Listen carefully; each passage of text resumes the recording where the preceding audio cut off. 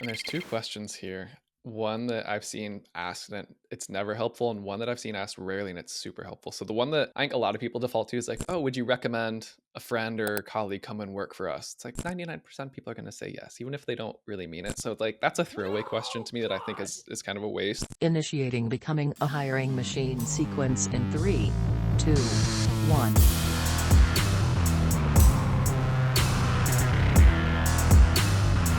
Hey everyone, it's Sam Keenly, and welcome back to Becoming a Hiring Machine. This is the show dedicated to fixing recruitment by going beyond saying what needs to change and instead teaches you how to make that change. Today we've got another great Tactical Tuesday episode ahead of us, but before we get into that, I just want to tell you a little bit about the show. Essentially, we have shows within the show here. Some days we have interviews with industry thought leaders and others who are shaking up the space, while other days we cover things like trending topics. Stop by every Tuesday for Tactical Tuesday, where we go deep on how to do something that's going to help you drive better results in your day-to-day. Some days we open up for Q&A, and other days we get a mic drop episode from Matt where he shares something that he's been thinking about within the recruitment space and wants you to know. All right, today is the last segment of our internal interview series, and today's interview topic is the exit interview. So most companies often sleep on this as a great opportunity to honestly collect candid feedback around like what can they do to improve their workplace, what feedback can they give to the team surrounding the departing team member, and also just ensure a smooth transition through it all. So with that, we've got Vivien joining us to go through it as she normally does. So let's get into it. Vivien, welcome back. Thank you. Thank you. Long time no see. Let's jump into Right? it. Right, exactly. So yes, the exit interview. I know some organizations completely skip on this. Some have very rigid processes. Some have people kind of like not looking forward to it at all, to be completely honest. They're worried about what can come from it. Others, I think there are an exceptional few that also understand the value that can come from this. So tell me a little bit about just exit interviews and what you think there. So, most of the time, exit interviews are being done for when the company thinks there's a risk with this person leaving, like potentially trying to figure out if they can like sue the company or something like that. And so the exit interview is kind of just to figure out how can we minimize the risk? How can we scope out the risk that potentially is here? And so most of the time, companies skip doing an exit interview for employees that are leaving on good terms, which is such a missed opportunity because if they're leaving on good terms, this was probably a good employee and you want to know, how did I lose them? What Mm-hmm. does the other company have that I don't? And so you do want to dive into this, but outside of that, there's 4 different types of exits, and you do want to have this kind of like conversation just to kind of like cover your grounds and see like what happened here, how can we fix this moving forward, and things like that. So obviously the first one is the employee resigns, they're leaving. You want to know, why are they leaving? What was better about the other company that we seem to be missing? You want to know this because ultimately the goal of every company is to attract and retain superstars. And the only way to do that is to figure out, why are our superstars leaving? What can we offer them to actually retain them? Hiring managers love to complain that people only stay for about 2 to 3 years at every company on average. It's in your hands to have them stay longer. Figure out what it is. It's doing a little bit of like market research almost. Mm-hmm. So you want to cover that. Obviously, then there's also going to be layoffs. This is not a whole lot that you can do, but you still want to chat through with the employee because when they're like hands-on on the ground, they will start having this like sense. They will start seeing the signs, and you want to at least chat with them to figure out, have they seen any signs? What can we do as leadership to address these signs earlier before it's too late and we have to resort to layoffs? Because the ones that are like hands-on the ground, they see that something is brewing. They see that something might be potentially going on. And that's something that you want to kind of figure out with there as well, because that just makes you better as a company outside of just Mm-hmm. that. Next up, firing. So obviously this one is a little bit self-explanatory. You want them to leave. It didn't work out. It was a bad experience and all that kind of stuff. But you also want to get an input of like, okay, well, they're getting fired for crappy performance or something like that. Sometimes it's going to be people just genuinely not caring and being crappy employees, but that's a rare case. There's going to be something where there was some kind of miscommunication that led to this like bad performance that led to the firing. You want to get to the bottom of it because it speaks to your quality to manage people, which is a huge one. Last one, changing teams. People sometimes leave and go to a different team. This is a great opportunity to kind of like check in with them and see, what can you do? They don't have anything to lose by moving some to another team. they can just give you an honest opinion about, this is what I really liked about working on your team. This is where I see some potential issues. And I think these are a couple of like yellow orange flags that you should keep in mind as you're managing your team. So you can get some Mm-hmm. nice inside scoop.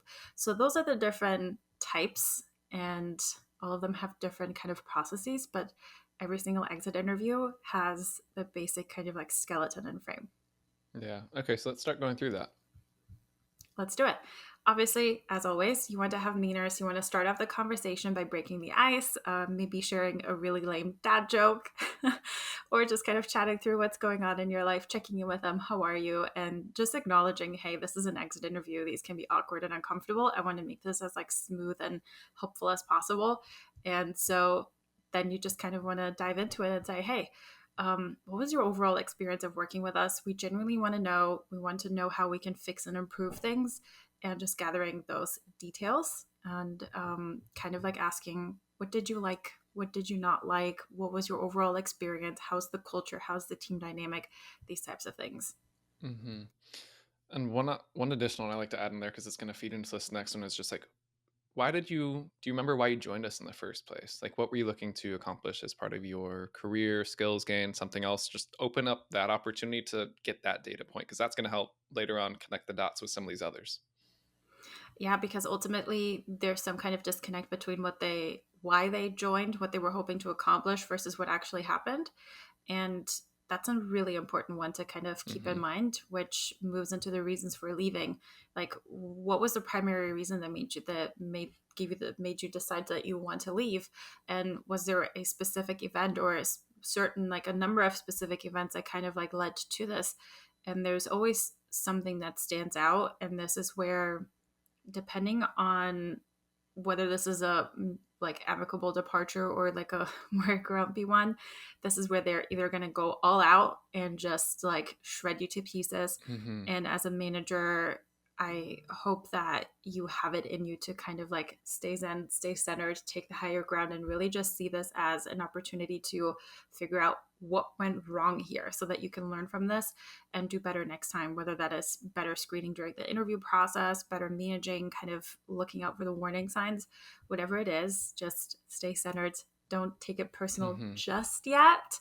Sleep on it, digest on it, walk it off, and then take it personally. Yeah. Yeah. And so you were talking about warning signs there. So why did you decide to leave? That's very kind of like end state. What were the final things? One other one that I like to look at and ask to get to some of those like yellow flags you can get ahead of is like, what prompted you to begin searching for another opportunity? Or did you get outreach? Because that's going to give you some other things like maybe you've got other recruiters, other competitors who are starting to poach your employees. You can find out if they're being approached or if there's something like, I'm not being paid enough. I brought it up multiple times. I was like, I've got a new family member joining, something came up. You can start to understand that way because I found that sometimes just framing it that way, like what prompted you to start opening or looking for other opportunities, gets them talking a little bit more, and it's not as defensive like why did you leave, but it's a little bit more conversational that way. Yeah. And sometimes it's a matter of just the right time and place and the right circumstance have kind of came together. So just it might be something where the person wasn't even actively looking or considering. It just something happened. All of a sudden they just started kind of like just to take off some steam, take a break from what was going on. They started scrolling somewhere else, and then it just the universe lined it up, and all of a sudden there's this other thing. This recruiter randomly jumps into their inbox at the right time and place saying the right things, and that just fit these particular circumstances, and it starts this like domino effect. And so you want to get ahead of these things because sometimes it can be a small thing coupled with right time and place, and kind of like a divine intervention almost happening in their life Hmm. that can lead to this as well. And you want to be aware of this because it was bad enough for them to entertain that. If it wasn't bad enough to entertain it, they would have just dismissed it and said, no biggie. Hmm. Yeah, you're spot on. So you're going past that, after you get that feedback from them, what's the next part that you're getting into? You want to kind of get a little bit better of a sense of like feedback on their role and responsibilities. Hmm. So like, how do you feel about the role that you had? How do you feel like you were doing? Do you feel like you were meeting everything that you needed to do? And this is particularly a good one for whenever somebody's actually getting fired, because obviously most of the time they're going to think, I thought I was doing really well. And then obviously there was some kind of disconnect where you felt like I wasn't performing. And we've had this conversation. It feels like we weren't able to connect and find that mutual ground, and kind of getting a little bit of like a better insight, because now that the like the final nail is in the coffin and they're being let go anyways, this is where you can kind of get a little bit more raw and honest, because there's less to lose almost, you know? Mm-hmm. So you can get a little bit more of an honest answer. The other part of it is also, do you think your job responsibilities actually were well defined, reasonable, and achievable? Did you have all of the resources? That can be part of the disconnect. And you want to hear these things, because ultimately that's going to reveal something that is a gap that even when you hire the replacement, that's going to be an issue again. Mm-hmm. Yeah. Going back to that first question, does this line up with why they joined? Is this good feedback that you need to go and work with the direct manager of that person? There's a lot here that can help you as that feedback mechanism internally. Yeah, definitely. And that kind of moves us over to like feedback on management and support, which is like, do you think that as a manager, I did a good job helping you give all the resources? Did I manage you well? Did I get all the obstacles out of the way so that you could do your job effectively? Is there anything that we could have done different to improve your experience? And did you have a really good relationship with your manager? And so in this, like the exit interview could technically be done by somebody who's like above the actual manager that the person was reporting to, because this is where they can get a little bit more feedback. But it might make sense for the hiring manager to do this as well. So I'll leave that one up to the I was one gonna say conducting that's the a exit really good interview. point. I wanted to get into this as you were saying this because you were posing questions from both the angle of like the person's manager and also not a third party, but if there's someone in HR, VP of people, something like that that can do it, or this could be a great opportunity for recruiter to come up with another opportunity to work with existing customers to help conduct these. So yeah, I don't know. Everyone has opinions, right? So there's certain parts of it that could be good to have the manager do. There's other parts where I genuinely don't believe you'll get the full feedback if they're there, whether they have a good or bad relationship. If they have a good relationship, they don't want to say anything bad about them. If they have a bad relationship, you're going to get burned and you're going to take it personally. So sometimes having that third party conduct it helps to just kind of neutralize some of those feelings out of it and make it much more objective, to get to those data points that you're looking for. Yeah, absolutely. And part of that is also going to be management is responsible for the team culture and the dynamics. And that leads us into, how would you define the team dynamics, the company culture? Is it something that actually supports you getting your work done? Do you think that there's something that detracts and takes away from you doing your job well and effectively? Mm-hmm. And are there any changes that you would recommend for us to do? What are those changes and improvements that you would recommend to make this a better workplace that is more positive, maybe more efficient, more effective, and kind of more collaborative? So there's different parts that you can gain from this one. Mm-hmm. And there's two questions here. One that I've seen asked and it's never helpful, and one that I've seen asked rarely and it's super helpful. So the one that I think a lot of people default to is like, "Oh, would you recommend a friend or colleague come and work for us?" It's like they're probably 99% of people are going to say yes, even if they don't really mean it. So like that's a throwaway question to me that I think is kind of a waste. But one question that my last organization asked, I'd never come across this, and I thought it was brilliant, and this really helps with the feedback. And it ties in with this team and culture is who made a real difference in your experience at our company, if anyone. Very open ended. It helps go away from being their manager, but that also helps you find out like I can't lose these other people, or what are they doing that's helping to make this experience so special for them. And that's a person that you need to double down on two, but find out what they're doing, and can you train the manager of this person who just left, like what can they take away from that for the future as well. And that's actually super important, because with work, there are some people that get really, really close. And so they're almost become like work spouses. And when that work spouse leaves, the risk of the other person leaving all of a sudden jumps up really high, because their support system, their buddy, their ride or die, their like person that is keeping them sane is leaving. That's a risk that you need to account for as well. So that's a really good Hmm. one too.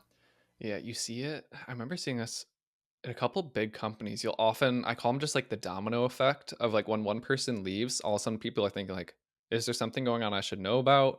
Why are they leaving? Oh, if they're not here, it's not worth it for me to be here. And sometimes you see this like trickle effect of that's going to lead to a couple more people. So one, how do you inject yourself before that to keep it from happening? But two, like that's yeah, it's something to very much be aware of. But yeah, it's a strange phenomenon, but I think you hit it dead on there with just how those relationships play into it. Yeah, and typically that group is very like-minded. So if one leaves, most likely the other ones are struggling with the same issue, Mm-hmm. because like attracts like in these type of situations. So if you have two people that are just really frustrated with how toxic the environment is, or like three or four people are getting together and are like, I'm really frustrated with how toxic this environment is, how gossipy it is, I feel like I can't really get any work done. With the first one leaving, that is actually like the domino effect that you kind of talked about, because it's always nobody wants to be the first one to leave. And once that first one has ripped off that band aid, all of a sudden that dynamic, that friendship is changing and no longer there. And that anchor, that reason to stay when things get tough, suddenly goes away. And then they're like, well, if this person left and is happy now, why can't I do this? Why Mm-hmm. do I have to stay here? And this is where you get into dangerous territory. And it's not something that happens within like a month or two. It can be spread about like 6 months, where the first person leaves, all of a sudden they're like, oh my gosh, this is possible, they are doing really great, there is something better out there, I don't have to deal with this anymore, let me start looking. And then they start looking, it takes a couple of months of interviewing to really find the right opportunity, and then they leave, and it starts this little like domino effect. So it's not something that happens immediately. This very much can be something that happens over the course of like 6 months even. Mm-hmm. Yeah. Not fun on the internal side. So okay, what following that, what are some of the other agenda items that you're covering? The next one would be kind of professional development. You want to cover on this, especially for like high growth and high achieving individuals. If they're not growing and developing, then obviously they're going to leave, because why would they stay? And so you want to touch on this as well to kind of figure out, okay, is there anything that, like, especially if they already said they have more growth opportunities, I have the opportunity to get into a better position. And so you want to know what exactly were they looking for, what did they not receive here that made them prompt to Mm-hmm. kind of go away. And yeah. Yeah. And another good question here I like to ask is like, what excites you about the new role that you're taking on? Because that's also going to help feed into like, especially if they're high growth, like what are they getting that you're not providing? And they're Yeah. going to be excited to tell you about that because it excites them. It's a shocker, right? Yeah, and it's not something where they feel like they're like knocking on your company, Mm-hmm. because they don't see the connection between the two of like, I'm getting all of this from the new company, you haven't given it to me. And they're more so of like, oh, it just seems like this is part of the culture, kind of like what the company is all about. This is exactly what I'm getting there. I haven't really seen this here at all, and I don't even see Mm-hmm. like the trajectory or possibility of having this here.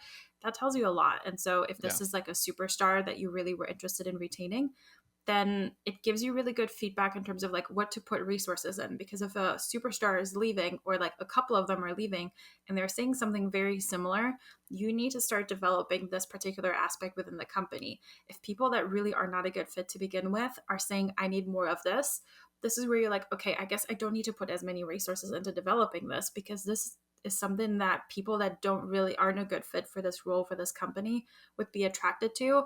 That's not what we want to offer. We want to offer this instead. So Mm-hmm. this is going to be really good feedback. These exit interviews are essentially gathering feedback for like better marketing almost. And it comes down to finding the bits and pieces of information to make your company more attractive to the people that you want to attract, that you want to have, which leads us into parting thoughts.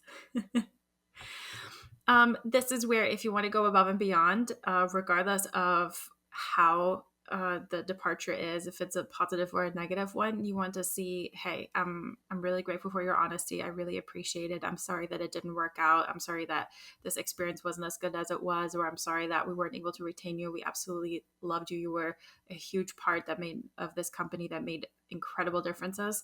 And also say, hey, what can I do to make this transition as smooth as possible? Is there like, can I offer to be a reference for you? And what can I do to kind of like help you make this transition? If it's a layoff, maybe it's a reference, kind of recommendations of like where to go. If it's a firing, like, hey, if I were you, I was really excited about hiring you for XYZ reasons, and I was a little bit disappointed to see that you didn't quite get there. I feel like you could definitely get there. Please like get disciplined and figure this out, or something like that, and kind of do it like a loving, stern parent, and Mm-hmm. offering something positive. But obviously you want to kind of keep in mind what was the tone and like the vibe of the exit interview, because if it's Mm-hmm. like yelling, things are getting thrown, maybe Yeah. not. Yeah, this might skip that part. So okay. I think these are great. These are really helpful. As we said, it's like the framework's the same for all of them. Just add in what's the reason for the departure, take that into account. But again, I have no idea what the stat is on this. I'm not even going to make one up. I don't think enough companies are really taking advantage of using this to inform, improve, organizational wide, team wide, at the job level. So, any final thoughts before we wrap this one? The final internal interview series. Do the exit interview, because ultimately your employees are your best marketing tool. And if you see, if like your friends are at companies that they're really happy at, they're going to want in on that. And they're going to, like, if then, like, let's say I say Loxo is absolutely amazing to all of my best friends, and then they hear somebody else being like, I thought about like applying to Loxo. Have you heard anything? They're like, oh my gosh, Viv absolutely loves Loxo. You should 1000% apply there. She's Mm-hmm. so happy. Like that's the best word of mouth. And especially now with the internet, people are writing in like forums like Reddit, Instagram. There's so many different places where people are giving feedback about companies. You want to have people that are really excited, and these exit interviews are going to help you narrow down what to improve on, so that your internal word of mouth marketing machine, your employees are really excited, as well as your customers, and people want to work here. That's the best kind of marketing strategy. You can put the Mm-hmm.